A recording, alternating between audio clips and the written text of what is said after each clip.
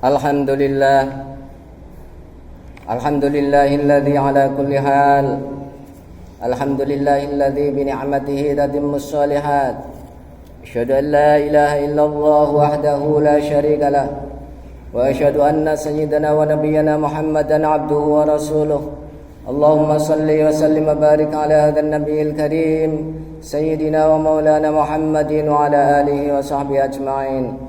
أما بعد فيا أيها الحاضرون رحمكم الله أوصي نفسي وإياكم بتقوى الله فقد فاز المتقون قد قال الله تعالى يا أيها الذين آمنوا اتقوا الله وقولوا قولا سديدا يصلح لكم أعمالكم ويغفر لكم ذنوبكم ومن يطع الله ورسوله فقد فاز فوزا عظيما صدق الله العظيم. Hadirin jamaah salat Jumat Masjid Al-Jabbar rahimakumullah. Pada kesempatan yang mulia ini kami mengajak kepada kita semuanya, marilah kita bersama-sama meningkatkan iman dan takwa kita kepada Allah Subhanahu wa taala haqqa tuqatih, dengan sebenar-benar takwa. Hadirin yang berbahagia, pada saat ini kita berada di sebuah musim, yaitu musim bencana, yang mana negeri kita bertubi-tubi ditimpa bencana terus menerus seakan tiada henti. Pasti ini ada yang mengundang. Pasti ada yang mengundang. Siapa yang mengundang itu? Yang mengundang adalah orang-orang yang menantang dan menentang Allah dan Rasulullah Muhammad sallallahu alaihi wasallam. Itu yang mengundang. Yang kedua yang mengundang adalah orang-orang yang mendiamkan diri terhadap seluruh kemungkaran-kemungkaran yang ada di tengah-tengah kita. Mendiamkan diri, dibiarkan kemungkaran, kemaksiatan merajalela. Saudaraku kaum muslimin jamaah salat Jumat rahimakumullah. Jadi perlu diketahui bahwa bencana itu berbanding lurus dengan kemaksiatan. Allah Subhanahu wa taala banyak sekali mengingatkan kepada kita di dalam Al-Qur'anul Karim, antara lain surat Ar-Rum ayat 41. Allah Subhanahu wa taala berfirman, A'udzubillahi minasyaitonir rajim. Zaharal fasadu fil barri wal bahri bima kasabat aydin nas liyudhiqahum ba'dalladzi 'amilu la'allahum yarji'un. Telah nampak jelas kerusakan di daratan, di lautan itu karena sebab ulah tangan-tangan manusia, agar mereka merasakan sedikit dari apa yang telah mereka lakukan itu, kemaksiatan yang telah mereka lakukan itu. Hadirin jamaah salat Jumat rahimakumullah. Allah Subhanahu wa taala menegaskan di situ kerusakan di daratan, di lautan.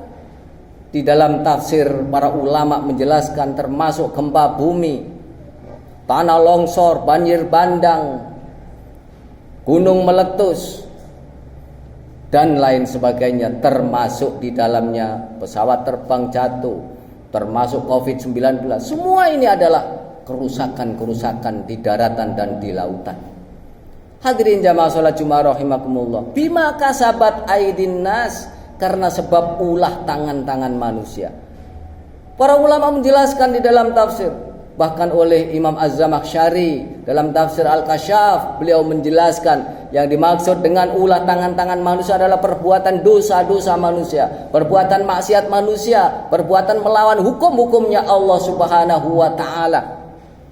Inilah ulah tangan-tangan manusia, termasuk membabat hutan dan lain sebagainya di Kalimantan dan di mana-mana itu. Itu juga maksiat, itu juga dosa, karena pengelolaan alam itu diatur di dalam Islam dengan sebaik-baiknya, bukan dirampok seperti itu. Hadirin jamaah salat Jumat rahimakumullah. Bima kasabat aydin nas. Dalam ayat itu ditutup oleh Allah Subhanahu wa taala, la'allahum yarji'un, agar mereka diberi bencana ini, agar mereka kembali sadar dan mau kembali kepada aturan Allah, zat pencipta kita semuanya. Namun apa yang terjadi para jamaah? Ternyata mereka semakin menantang Allah Subhanahu wa taala, semakin berani seakan-akan mereka bisa hidup selamanya di dunia ini. Hadirin jamaah salat Jumat rahimakumullah.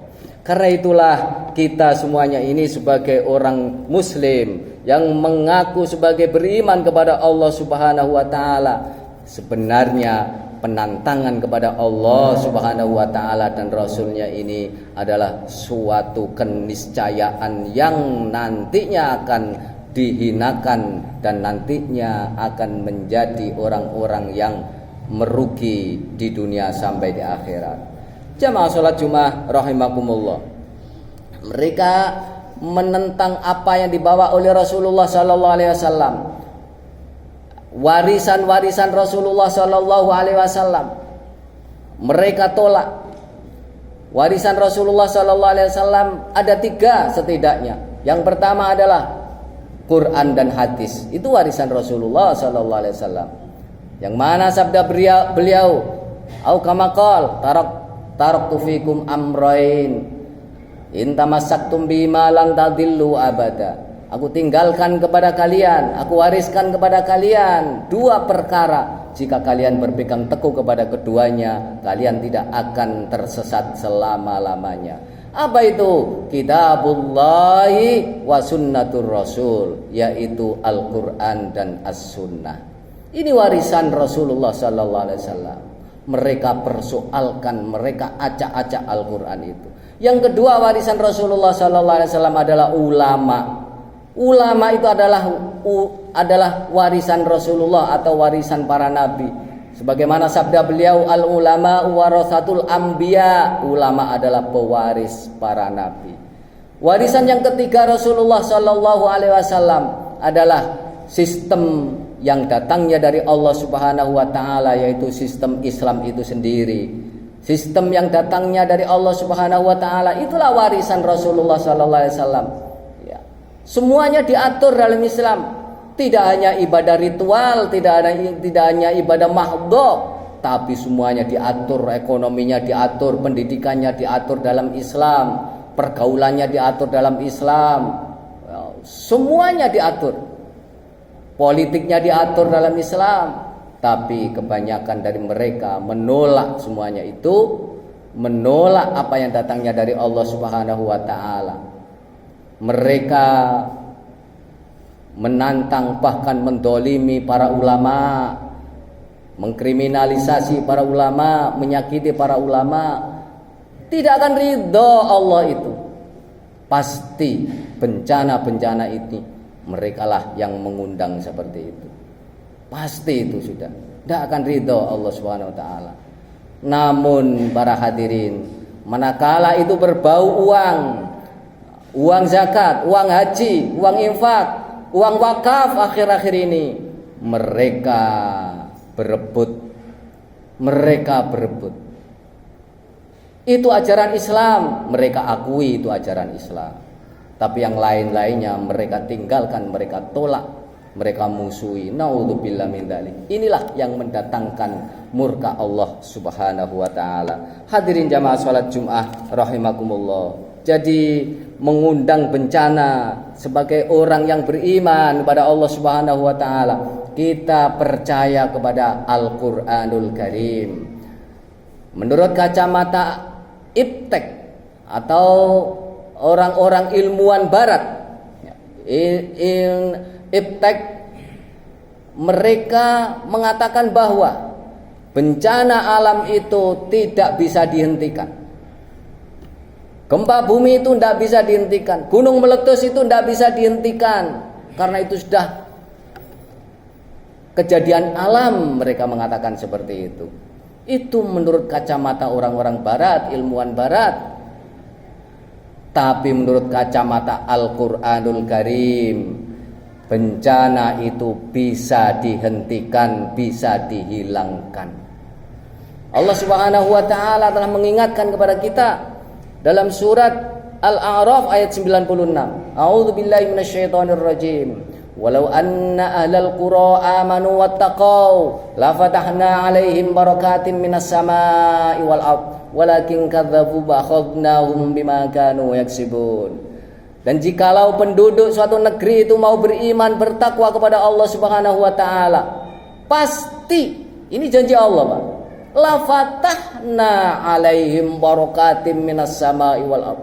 Pasti kami Allah akan memberikan berkah kepada negeri itu. Tidak mungkin berkah datangnya dari Allah itu berupa bencana, tidak mungkin. Pasti dihilangkan bencana-bencana itu oleh Allah. Itu janji Allah. La fatahna alaihim barakatim minas sama'i wal ardh. Jadi bencana itu bisa dihentikan dengan barokah, tapi ada syaratnya, Pak. Ada syaratnya di awal ayat tadi itu, yaitu amanu wattaqau. Syaratnya harus beriman dan bertakwa kepada Allah Subhanahu wa taala. Karena itu selalu bergandengan itu dalam Al-Qur'an. Amanu wattaqau.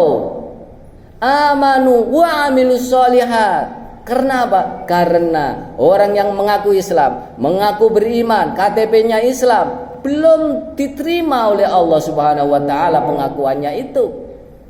Allah membutuhkan bukti. Buktinya apa? Wattaqau. Buktinya apa? Wa amilus sholihat. Itulah ketaatan pada Allah Subhanahu wa taala. Tentu taat tidak sepotong-sepotong. Kalau taat hanya sepotong-sepotong, itu justru akan dinas oleh Allah Subhanahu wa taala sebagai orang yang benar-benar kafir. Naudzubillah min dzalik.